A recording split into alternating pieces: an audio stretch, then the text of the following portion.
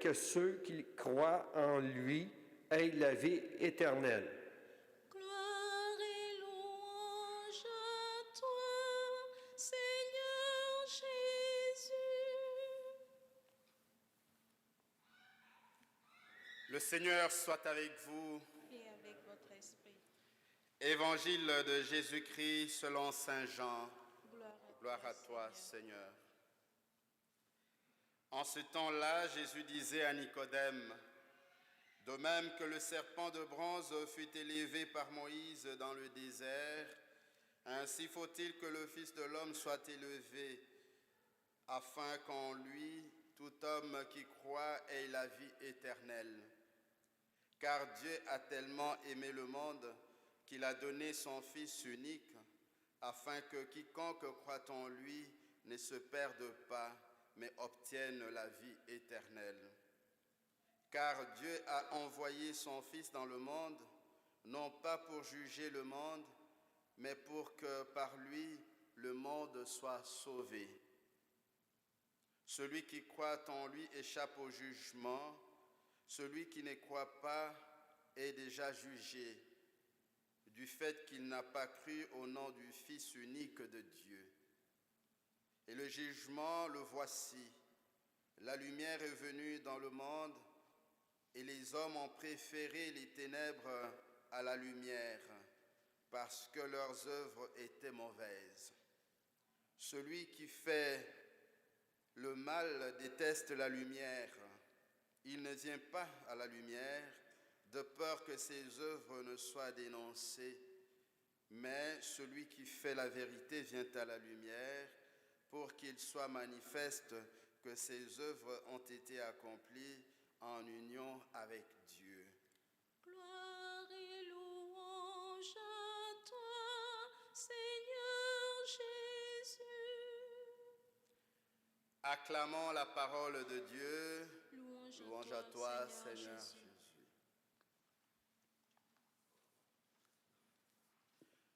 Nous venons de vivre une retraite qui nous a remué le cœur. Une retraite qui reste comme une clé de lecture de la parole de Dieu. En effet, quiconque a suivi cette retraite avec une implication personnelle ne peut que se retrouver dans tous les textes que nous lisons. Et le passage que nous avons aujourd'hui, le prédicateur l'a soulevé plusieurs fois. Et il commençait toujours par nous montrer, voilà, la lumière est venue dans le monde et les hommes ont préféré les ténèbres plutôt que l'accueillir. Lui, la présence de Dieu, lui, le signe de la présence de Dieu parmi nous. Les lectures d'aujourd'hui ont un schéma. Le schéma des lectures d'aujourd'hui, c'est que au départ, il y a le péché. Et ensuite, il y a la punition, appelons cela comme ça, parce qu'on part de l'Ancien Testament. Et de la punition de Dieu, il y a le salut que Dieu donne. La première lecture, tirée du livre des Chroniques, nous montre comment le peuple pataugeait, multipliait les infidélités, en imitant toutes les abominations des nations païennes, profanait la maison que le Seigneur avait consacrée à Jérusalem. Et voilà, malgré les interpellations des prophètes, eh bien, ils ont continué dans ces abominations jusqu'au jour de la déportation en exil à Babylone. Et cela ne finit pas avec la déportation. Avec le Seigneur, il y a toujours le salut qui couronne toute la démarche. Avec le Seigneur, on n'est jamais complètement baissé, complètement tombé. On est toujours relevé à la fin. C'est le schéma de la passion, mort et résurrection. Alors le Seigneur envoie Cyrus, le Perse, pour sauver, pour redonner aux fils d'Israël la liberté et retourner à Jérusalem. Là encore, nous voyons, ce conflit de Moyen-Orient n'a pas commencé aujourd'hui. Mais qu'est-ce que c'est que Babylone? Babylone, c'est une ville de l'Irak actuel, non loin de Bagdad actuel. Voyez-vous, donc Irak qui va faire la guerre à Israël jusqu'à l'emporter et puis l'amener en déportation en Irak. Et le Seigneur utilise un Iranien. La Perse, c'est l'Iran actuel. Et quand la Perse prend la domination du Moyen-Orient, alors il domine l'Irak, c'est-à-dire Babylone, et il peut redonner la liberté aux fils d'Israël pour qu'ils aillent reconstruire le temple, qu'ils aillent adorer leur Dieu. La démarche d'aujourd'hui, Cyrus était pris comme le Messie, car Israël prenait tout roi qui arrivait, tous ceux qui le délivraient comme le Messie. Un étranger pris comme Messie. La démarche actuelle, ou le résumé, si vous voulez, des textes d'aujourd'hui, c'est l'adoration du vrai Dieu. Ils retournent sur la terre sainte pour adorer leur Dieu. Alors, Cyrus peut reconstruire le temple. Dans l'Évangile, le Seigneur évoque le désert, la traversée du désert. Et pourquoi il y a eu le désert? Pourquoi ce peuple se retrouvait dans le désert? C'était pour aller adorer leur Dieu, leur vrai Dieu. C'était le motif de la sortie d'Israël. Nous allons aller laisser mon peuple aller adorer son Dieu, son vrai Dieu. Et aujourd'hui, le Seigneur nous amène à l'adoration du vrai Dieu. Quand il évoque le serpent d'airain, le serpent de bronze qui sauvait ce peuple qui était mordu dans le désert, la démarche est toujours la même. Voyez-vous? Donc il y a d'abord la récrimination contre Dieu, contre Moïse. Pourquoi nous a-t-il fait sortir de l'Égypte? Voilà maintenant, nous périssons dans le désert. Alors, le Seigneur envoie les serpents et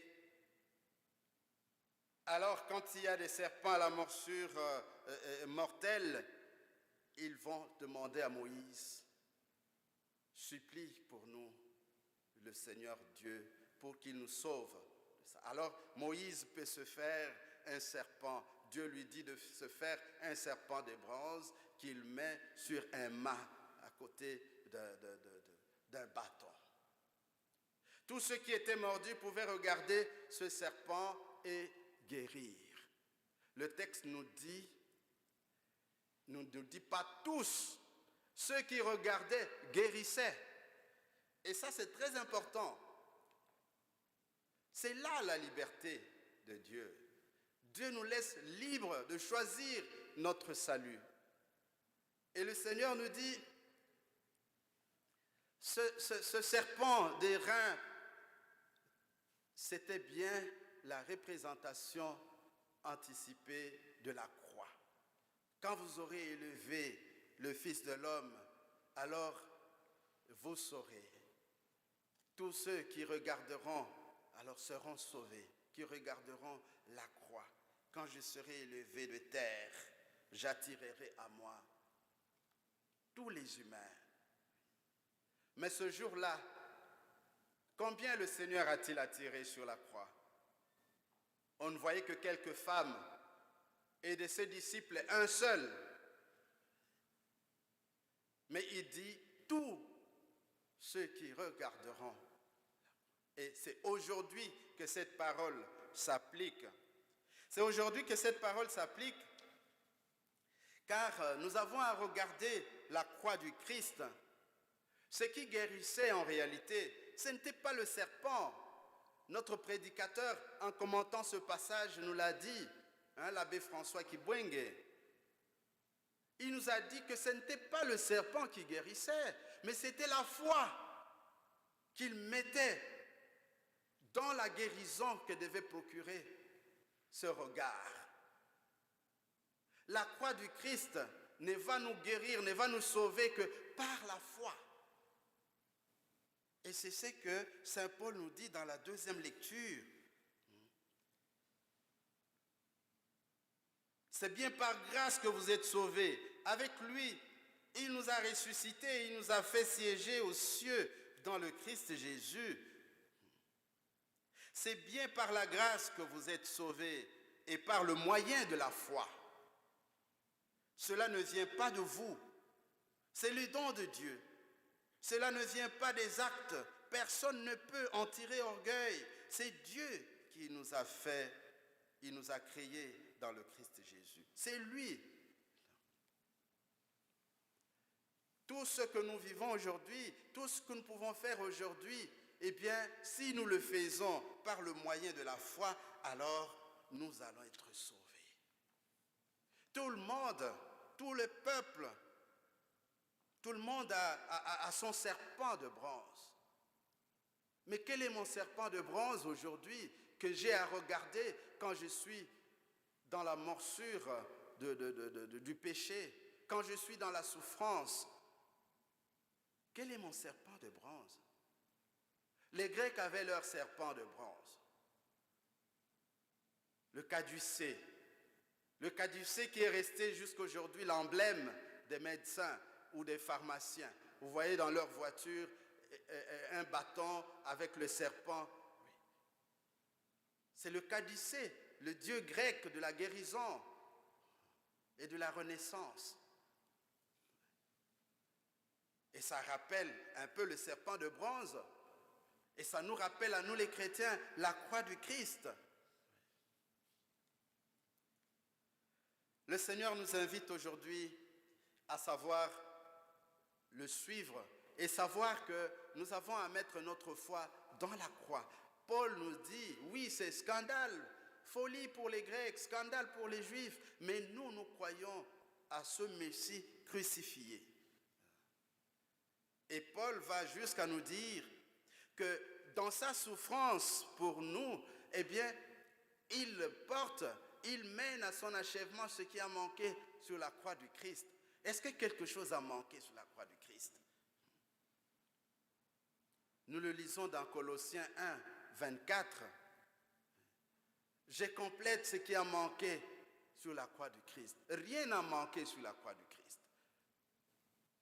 Mais ce qui a manqué, c'est quoi? C'est la communion à la souffrance du Christ que les humains devaient vivre aujourd'hui. La communion à la souffrance du Christ, la communion à la croix du Christ et à l'amour de Dieu. Dieu a tellement aimé le monde qu'il a donné son Fils unique. Et à nous d'y adhérer, c'est tout ce qui manque. Alors, confions au Seigneur aujourd'hui toutes nos croix. C'est la lumière pour éclairer nos croix aujourd'hui. La lumière est venue dans le monde, le Christ est venu dans le monde, le Christ est crucifié, mais le monde a choisi les ténèbres. Quelle est ma croix aujourd'hui? Quelle est ma souffrance que je porte aujourd'hui? Dans le désert, aujourd'hui, il y a encore des cheminements dans le désert, sur la route de l'exil. Combien sont sur la route de l'exil aujourd'hui? Et ils souffrent ils portent leur croix. Dans cette maladie, cette pandémie, nous avons prié le 11 mars en commémoration des victimes de la pandémie.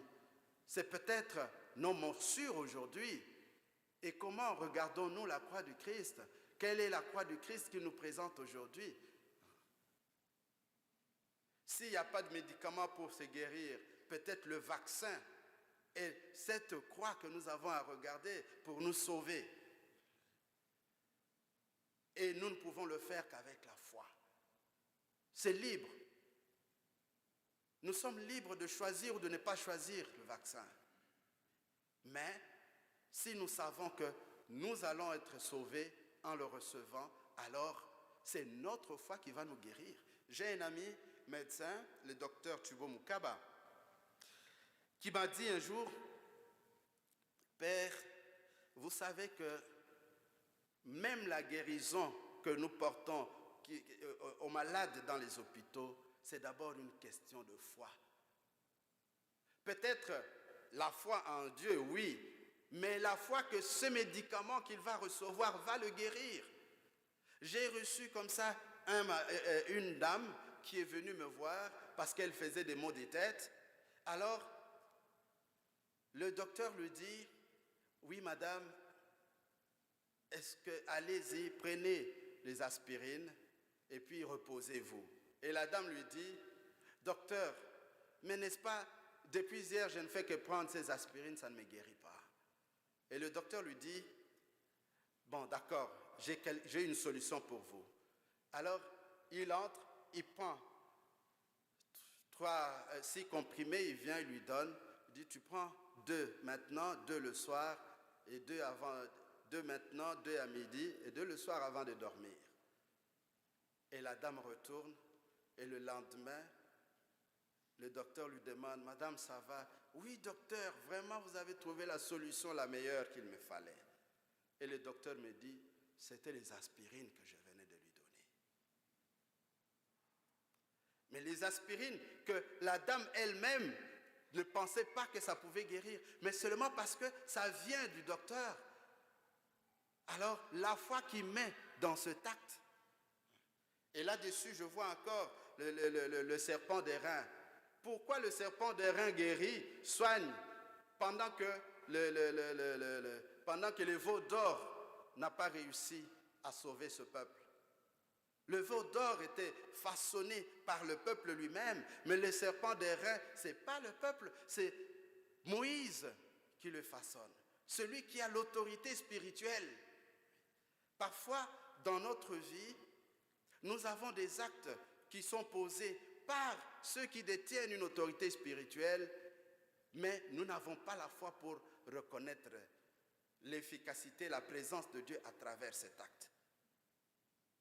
Qu'est-ce qui fait aujourd'hui? Là-dessus, je m'en viens au fait que le signe de la croix renvoie au signifié qu'est Jésus-Christ. C'est comme le signe de l'Eucharistie.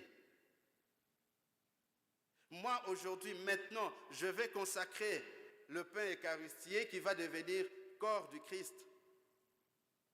Mais si Jules le fait, vous allez vous moquer de lui. Si Fernando le fait, vous allez vous moquer de lui. Si Gérard le fait, vous allez vous moquer de lui. Vous allez dire qu'il est devenu fou. Mais qu'est-ce qui donne cette autorité que ce corps que moi je consacre devienne le corps du Christ? Parce que je détiens cette autorité spirituelle dont vous me reconnaissez, dont l'Église me reconnaît. C'est ce qui se passe avec Moïse dans le désert. Demandons au Seigneur de nous donner aujourd'hui la grâce de savoir nous retourner vers lui.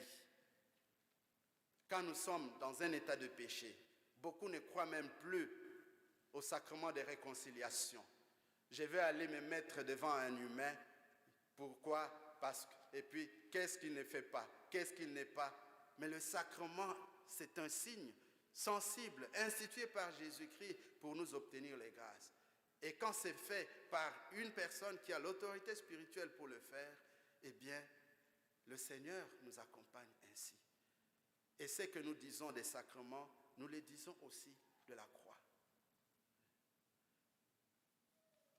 Nous avons nos croix à porter aujourd'hui, que chacune de nous vienne contempler la croix du Christ pour savoir se guérir de sa croix. Donnez-moi votre joug qui est lourd, votre fardeau, et moi je vous donnerai le mien qui est léger. Allons avec nos croix auprès de Jésus-Christ et prenons la sienne pour nous guérir. Amen.